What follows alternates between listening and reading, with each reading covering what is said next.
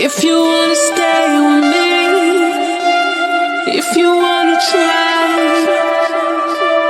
maybe you could be with me, but only for the night. And down with the window open, baby, leave my key outside the door. We don't need to tell nobody, but I think Hello, everyone. Welcome to Getting Down with Dave. I'm proud to be back doing another recording. I haven't been around too much. Been doing some live Battlestar Galactica comics review with JT Kirk and a few others that ended.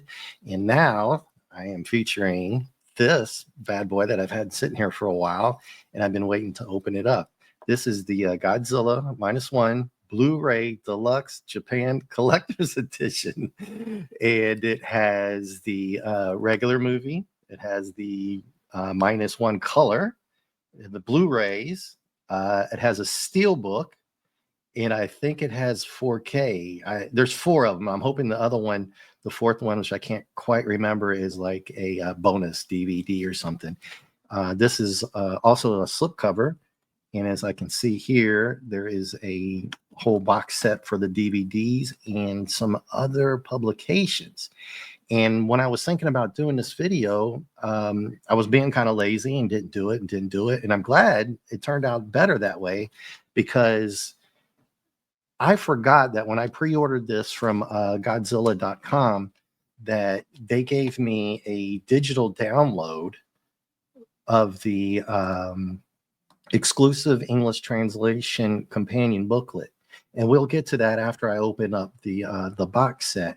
So they sent that to me for free, and it's nice. It's 26 pages, and we'll definitely get into that after I open this up, like I was saying. So I've been waiting for this a while, and I didn't order it at first because it was no English subtitles. Supposedly this time when I ordered this particular one, it's supposed to have the English subtitles on the movie. So I'm kind of crossing my fingers that I didn't boomer that. So let's open this bad boy up and see. Yeah, I've been waiting to do this for a while. All right. Ooh, that's nice on the back there. So you got a little cover thing there. It's in all Japanese. This is Japanese exclusive. And ooh, the back is nice too. I didn't even see that. It's just some nice art.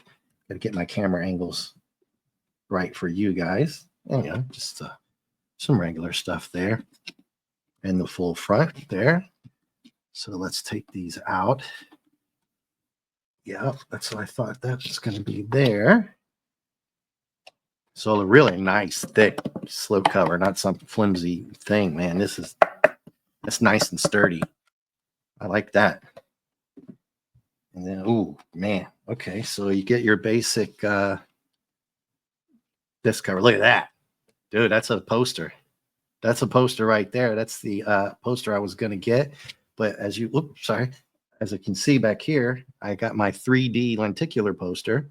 And I have to angle it because the lights will shine a big right across of it because it's layered, so that if you walk around the room, his head will follow you. It's pretty cool, but it needs a lot of light to shine in on it. I mean, it can sit up against the wall, and it's great, but it's better when it's out like that. As you can see, the light will change if I move too far, too close to the camera.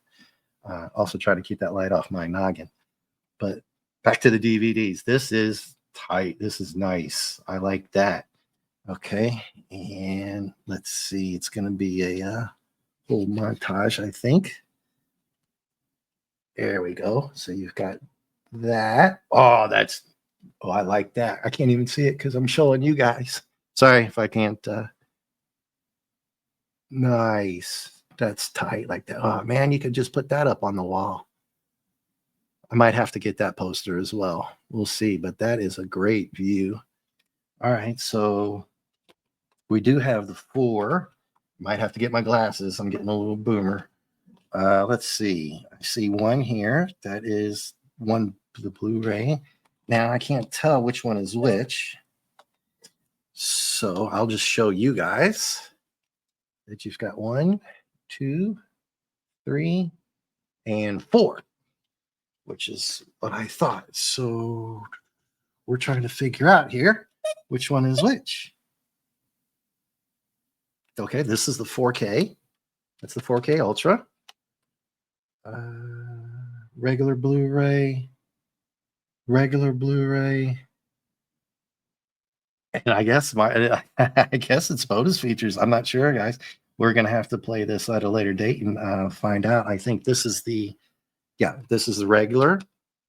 This is the without color, because I can see that right there. So I think that's -1 without color.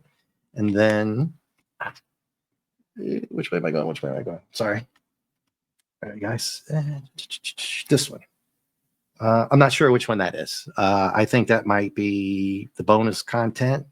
I'll have to load her up later on at a different time and see. But this is really, really nice. Yeah, so let me put those down before I mess them up. And we go to the booklets, and I'm pretty sure we got some advertisements or stuff. Yeah, I got a couple of advertisements right here. All right, let's put that over there. What do we got here? Oh, yeah, advertisement for Godzilla.com. This is where I got this. I hope you can hear me because I'm not live, so I'm recording this. I hope I don't have to redo this whole thing because I already opened her up. So there you go with that one. And it's got this booklet here, which is going to be all Japanese, right? And I'll open it up and show it to you here in a second. And then this one is the companion book. Oh, okay. So I can show you this one in English.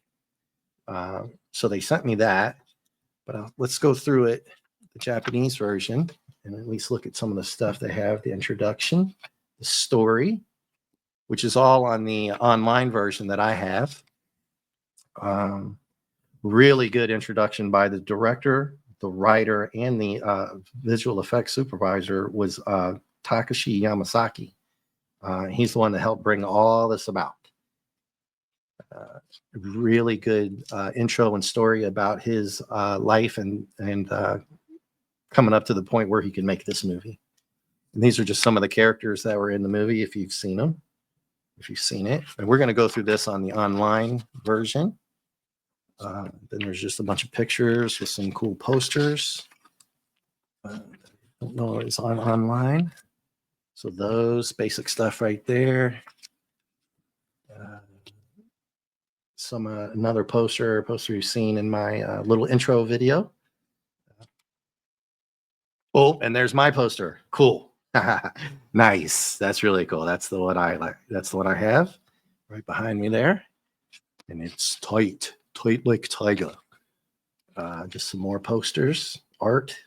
This is really nice. I don't think all of these are on the online one. I did go through it a little bit and read most of it.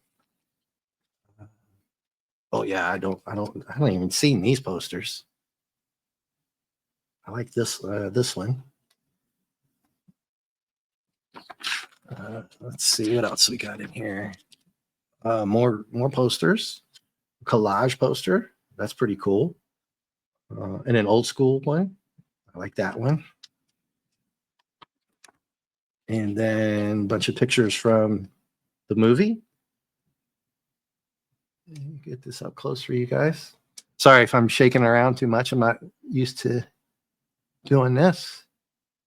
So you got a bunch of pictures from the movie itself. Wow, this is a really nice book.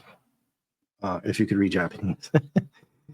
I used to be able to read some of it. I wasn't very good, but I could do the hiragana and the katakana and just a few of the kanji. Kanji is the, you could say the Chinese symbols, but there's thousands of them. It's really hard to learn, but it just takes time. You put the effort in, you'll learn it. This is all just regular storylines from the booklet. Oh, this is in the online one as well. We'll see that. This is how they show the difference between the regular version and monochrome and then going into the black and white. It's pretty cool. More pictures. Pictures are awesome. from the movie. So that's the black and white version there.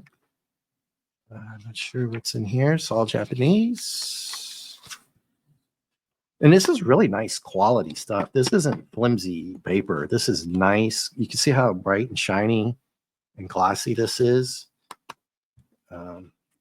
Even if you just want to go through here with the look at the pictures. Let's see if there's anything else. No. These are all the awards I can tell that they were nominated for and all that. And they did win an Academy Award. We'll get into that as well. Here in America, I think 8 in Japan and a bunch of stuff worldwide. Really cool shot of Godzilla. Whoops. So I had the camera angle backwards. I'm sorry, guys. That right there. And that's it for that. So like I said, basically this is like the exclusive. So it's all Japanese, as you can see. But I am going to show you guys what I was talking about here earlier. This is the exclusive English translation companion booklet. Although I don't think it has all the pictures in here. This is really, really nice. I almost kind of wanted to not open it and just buy a cheaper Blu-ray version of the regular in black and white and just watch those and keep this. But I couldn't help myself. That's why I bought it, so I could watch it. So we can go through here and go through this. And let me drop it down a little bit more so we can. So this is an actual letter from Yamasaki, and he's talking about his inspirations and stuff as a kid. They found a magazine and he saw a bunch of kaiju stuff in there, and he said to himself as a young man, hey, this is what I want to do, and I want to do a lot of good stuff. But he had some problems, I guess, trying to break into the scene, right? As most people would probably do, into the movies and stuff like that once he got older. But he was working on a bunch of different various films and did some kind of work with some Godzilla stuff when he was younger. And then he talks a little bit about how Minus One was such a huge hit and everything like that. He was very, very proud of what had happened and stuff like that, especially the visual effects, and trying to stay true to the nostalgia and stuff like that, which he brings up later. Like, in fact, he said, in America, I heard people ask countless times, not when Godzilla Minus One would be available to stream, but when it would be released into a version to keep in their own homes. Yeah, I found that really, really striking, because that's what I had wanted. And I had mentioned this before on another live stream that we were talking about how they re-released it because it was so popular. And I was thinking, that's going to crush when the DVD comes out, because people are going to want to own this. I don't know what the sales figures are on the actual DVDs. They're talking about it did several billion yen, which is a lot for just this kind of movie worldwide, just in Japan itself and America.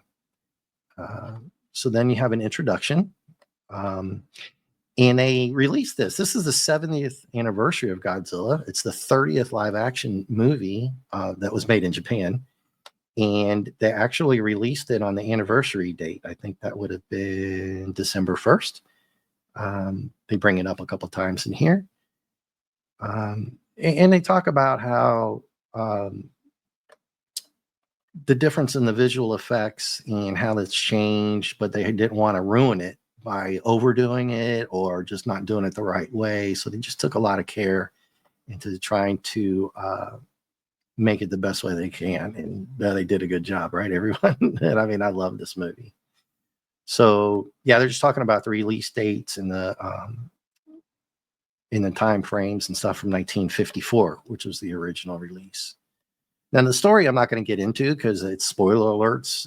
It's rather in-depth story here, but it follows the World War II fighter pilot who was going on a mission, and then he kind of bailed out, saying that his plane was not working, But when he lands on this little island, um, there's a Japanese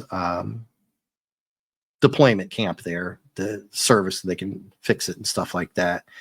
And he kind of gets called out on it a little bit, or getting ready to. They kind of figure out that maybe he's not on the up and up, and then a Godzilla creature shows up. But as we find out later, see, I don't want to do too many spoiler alerts. But he shows up on this small little island with the fighter pilot there. And it turns out that Godzilla is really going to be the bane of his existence through this whole movie. There's some just incredible scenes in this movie of the ship, the Miru. I forget which one it is called. The Shinsei Maru. Sorry. And now Godzilla is like 50 meters tall. He's growing. All right. So I got to skip the story part, or I'm just going to keep going into it. I just wanted to show you guys this really, really cool online English version. And then there's the characters. That's the main guy there. I hope I'm not going too fast through all of this. And that's him figuring out things aren't going too well. That's the girl, the girlfriend or wife. I think they got married. I have to watch this again. I haven't watched it since it came out because I've been waiting it to get on DVD. So we'll just kind of go through the characters real quick. And if you've seen the movie, you'll recognize them.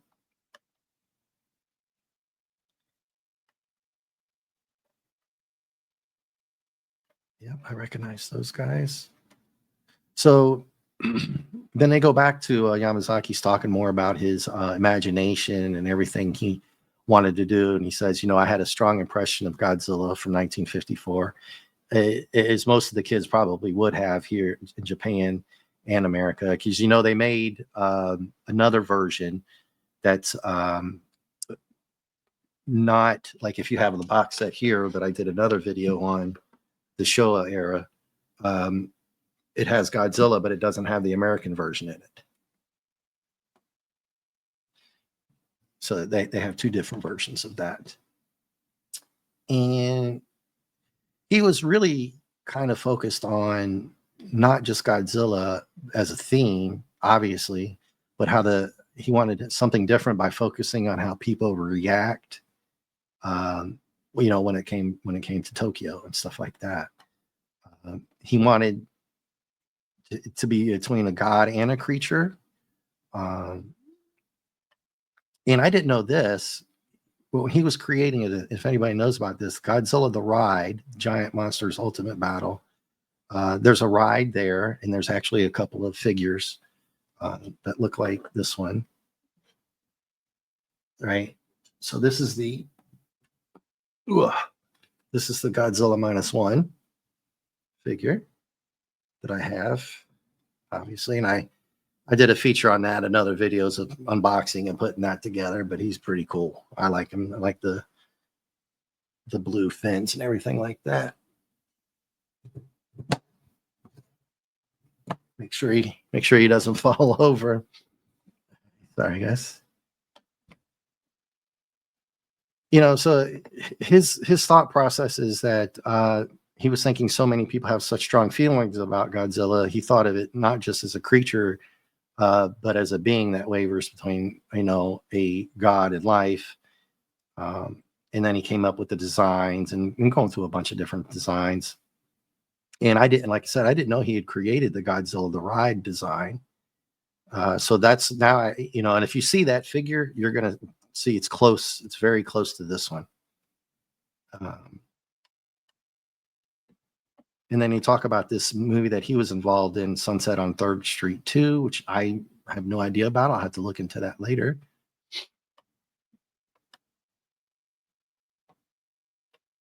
And, then they had him especially coming out during the day. So he pointed that out if you didn't catch on to that. Other than the first appearance, he's really there during the day. So you can, because they can use the visual effects to a lot better degree. Yeah, and he even says that, if there was a night scene, they'd have to basically create, via lighting and all that, and then having to deal with weather and all the other stuff that comes with it. And then their regular VX, the actual special effects director is Kyoko Shibuya. He was just Yamasaki was just the supervisor, so they had worked together. Um, and I mean, they just did a fantastic job. And they really thought ahead, right? This is what the most poignant thing about the movie is. They just tried to figure out every little detail, not just to be selfish about it, but for everybody, right? Mostly for Japan, but he thought of a global thing. Everybody that loves Godzilla has always loved Godzilla and always will. But he was thinking ahead. How can I make the effects that aren't crappy, right? That sometimes some of the movies we've seen lately are just terrible. And how can you endear it to the public, not just being a regular Godzilla movie who's just trashing Tokyo, and you don't want that trope. And so he says each person polished their work until they were satisfied, and through this autonomous work, that's how they got it. So they really put a lot of effort into this and a lot of pre-thought, right? They didn't just, I mean, I'm sure some things, when you're making movies, you see, oh, well, let's change this on the fly, but they had a lot of stuff planned out. It wasn't just, let's just make a Godzilla movie. And then one of the things that a lot of people like about the movie, which I do as well, is the people, which touches on everything I've been saying here, as far as not just making a regular trope Godzilla movie. So when they were talking about the plot and how they were going to go through it and any other, subplots and themes, they took very, very care, a lot of care into trying to keep continuity and everything that goes into making a good movie, right? I mean, so they were very, very careful on how they did things and made sure they did them the right way. In fact, it says here in almost every scene, Godzilla never takes a second step. Its rage is only shown by its feet crushing buildings or by turning around. And if you remember the movie, if I can remember, he did a lot of damage just by swinging that tail around and just bumping into things, or smashing into things, I should say. And he even brings that up as well. He's not just trying to destroy everything. He just does because he's huge. And although I don't know, I think one scene Godzilla was pretty pissed and was, trashing the place. And he talks about computer generated, but miniatures were also used to depict the barracks where Shikishima and Noriko live. They were military guys, and this is right after World War II setting. So this isn't a modern day setting movie. I should have brought that up earlier if you haven't seen it. Like I said, I didn't want to go into the story, but this is World War II setting, right? Which I did. I bring it up, but I didn't really set the tone on that this is all set. There's no flashbacks or anything like that. It starts off with the main character being in World War II, and it builds from there. We built the sets, where they said that we built the sets for the barracks and markets and stuff like that. The set is designed so that you can sense part of the people, like for this instance, the black market in the background, because there was a lot of that going on after the war had ended, when America was still over there helping out, rebuild and all that kind of stuff. But so they took a lot of care, and like we set the town in a slightly elevated location and did different little things, miniatures and matte painting to suggest a sense of expansion. And this is what I liked here. So though Godzilla Minus One had a theme of depicting the terror of Godzilla approaching people, looking at the past Godzilla films reveals that the tone of each work completely differs, by the directors. So that when I was talking about how he didn't want to fall into that trope, he was reminded, Yamasaki was reminded that Godzilla films, are very broad-minded, right? And accepting of all the settings. This time he wanted to really have an emphasis on the visual effects, but as long as they were good. And so he points out a lot of people saying that the visual effects were great. It was awesome. I only remember one quick, like 2-second scene. Maybe there was a glitch there, or most of the time the movie was so good, I didn't fall into the trap of trying to find anything. I was enjoying myself so much that it was so good. There's just one little thing, and I was like, oh, and then that was it. That's all I remember of anything being that you could tell. Um, that it was visual effects. And now obviously it's not my, 1960s and my favorite 1974 guys in the in the costume, but they did use miniatures and mats. And I was trying to find whether or not they actually did something in the costume as a, as an homage or a throwback. I didn't see it. I haven't read all of this just yet. Then it goes into the color grading in general. I won't bore you with a lot of this stuff, but if you're very interested in how they did the colors and with the VX and all this online, and guys, I don't know if you can get this English translation. I probably sure it's available somewhere. Uh, if you're really into how these movies are made, especially with the visual effects and the differences in between the monochrome, the black and white and the regular version and how they did that. This online thing is very detailed into all of that. They talk about arrangement of color formulas that can be set in advance. And they did that for like 90% of the film. I'll go through most of this. And though they had like two fundamental colors, they were, like I said, they were very meticulous on making everything so good. It kind of reminds me of like the Lord of the Rings, and how very detailed to everything, even the costumes and all that. They went all out. So he was even thinking stuff which the characters stand out more to the eye just by the color of skin tones, and how they, by trial and error, some things didn't work. So they did things to see if it would work. And if it was bad, they got rid of it. He came up with a different approach for the final scene. Oop, not going to say too much. You're going to skip that. That's a spoiler alert. We're not doing final scenes on this. And then so for more of the color, well, this was really good about the black and white version. They weren't really sure that they were going to do it. They had discussed it at the Toho Studios, which is the main studio that owns I believe that they actually own the Godzilla. I'm sure everybody would know that, maybe. And it was scheduled for release the following January, but it took about 2 months. So they actually had the regular version and went back, I guess, to make the -1. I mean, the -1 minus color. I'll just say black and white if I can do that. But that's what they call it, Godzilla -1 minus color. It's funny. So even if you make the film in monochrome, simply removing the saturation would ruin its three-dimensional field. So the challenge was adjusting the saturation without losing that depth of the image, which is kind of like my poster. It's layered. It's so cool, that poster. Even my little short video doesn't really do it justice. In the light in the living room here, it's really, really nice. I think I'll get the other one with the blue tail, but we'll see. I mean, those posters are a little bit expensive, but they're really nice. I suggest getting one if you want.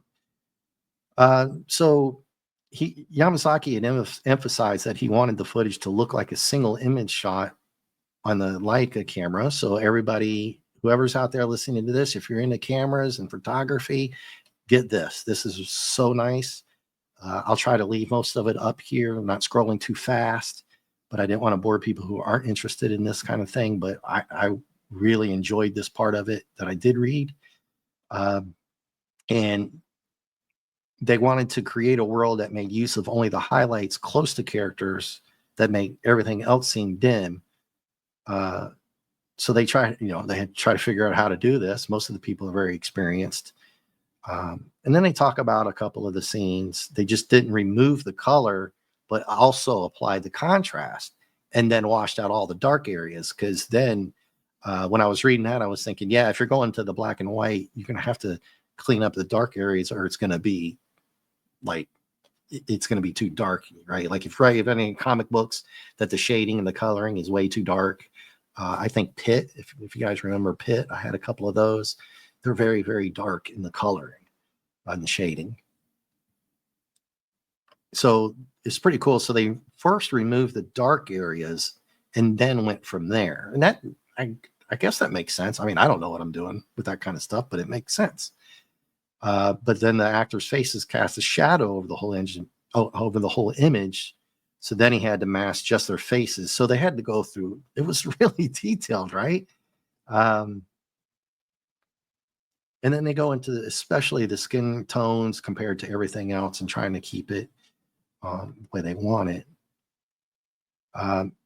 So he lowered the highlights and implied masking to only their eyes, which was very cool, because then, you would notice that because there's a lot of up close scenes. Like I said, this is a very people focused movie, and you get Godzilla focused as well. That's why it was so successful, plus everything else we've been talking about.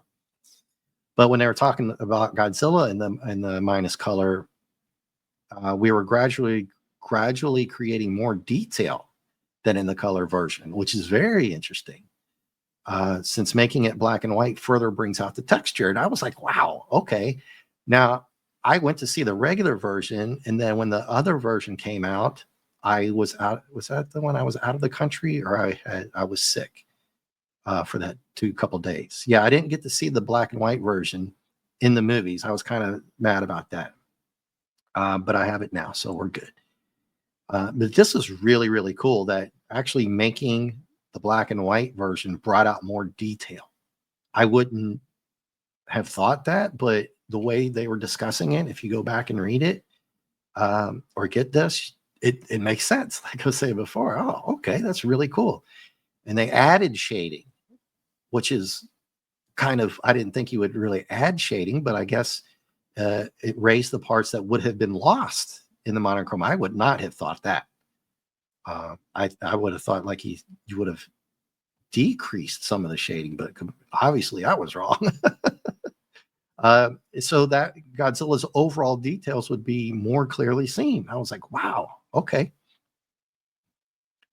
So they do have a little scene here. So Godzilla does like a heat ray. Obviously, you know that he's going to do that sooner or later, right? So no spoiler alerts there. So the shockwave scatters dust and dirt all over the place. So they thought so much into this movie, and it's so amazing, really, that we talk about this in my comic books thing, that sometimes they think ahead, sometimes it's like they just really didn't care. Well, they always cared here. So like the dust and everything that was falling down. So they talk about how there's no light would enter and it would look like floating black dust. And you'd say, oh, that doesn't seem like a big deal. But I guess when you're trying to make it from one type of, color to this, going backwards, you're not adding color, you're taking the color.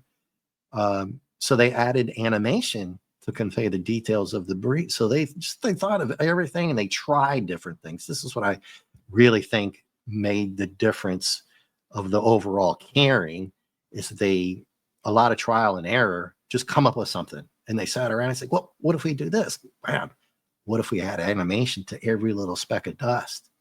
And when you see the scene, and I haven't seen it in the black and white, I remember it, most of these things. That's why I try to skip over the story parts, because I don't want to spoil it.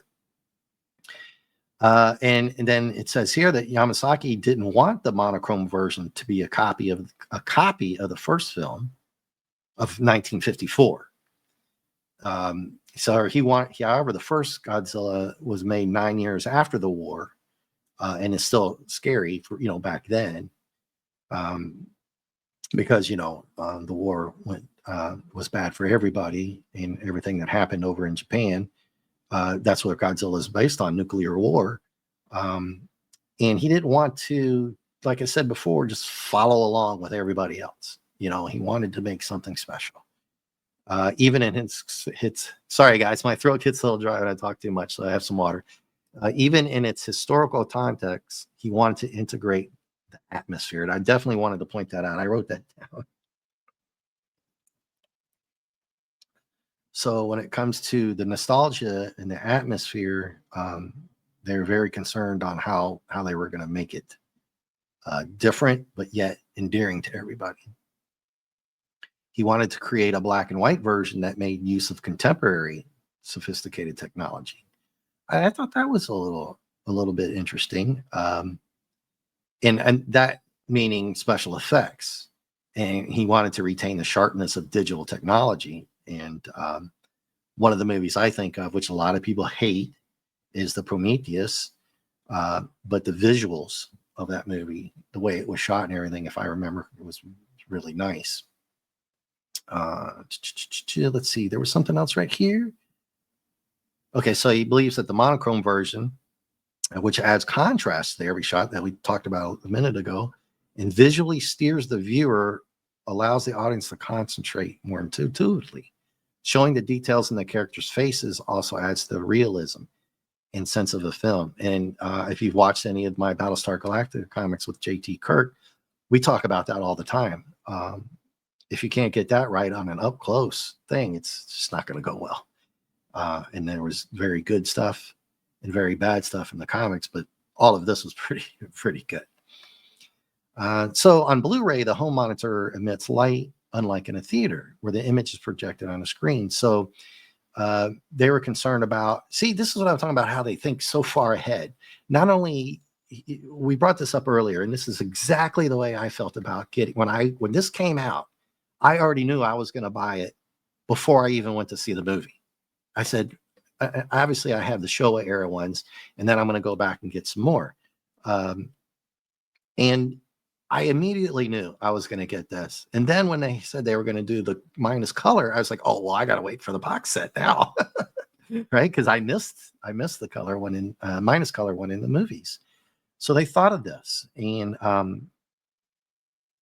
he's sitting there saying, well, I wonder what it's going to look like when some people are sitting at home. Because I know, or he's saying this to himself and to everybody, I know people are going to buy this for the home. And that's what I want to do. And he talks about texture and viewing experience. He wanted that to be different from watching it in a high-spec theater. It's really cool. And Ishiyama is another, he was like the color guy here. And I like how they put each of these people's names here and gives them a little history about what they've done, quick little history. And he was the colorist for a lot of different stuff and some Netflix original series and commercials as well. First Love and Sanctuary. Netflix, actually. So this, I might have to drop this down a little bit. It's not showing. Let me slide this over. There we go, guys. Sorry. There we go. All right. So this is the process of converting the minus color to the monochrome. So these are pretty cool right here. So you see the A, right? You go across, and then they tell you the base color out. B is a black and white cut of A with the colors removed. C is an original black and white cut by, I guess, this company, Artone Film. And D, right there, is the final cut with just a few adjustments. So you can see the evolution of what it takes to do this. This is pretty cool. I like this. And then it gives you several different shots of these three scenes right here at the top, the iconic Godzilla chasing the Maru, and how they transformed it into complete black and white here down in the D. Very cool. And sorry if I'm scrolling too fast, guys. I'm just trying to get everything in, not drag this out too long. We've only been going 40 minutes, so not too bad. And there's a lot in here. And if I could read Japanese, boy, this book would be amazing.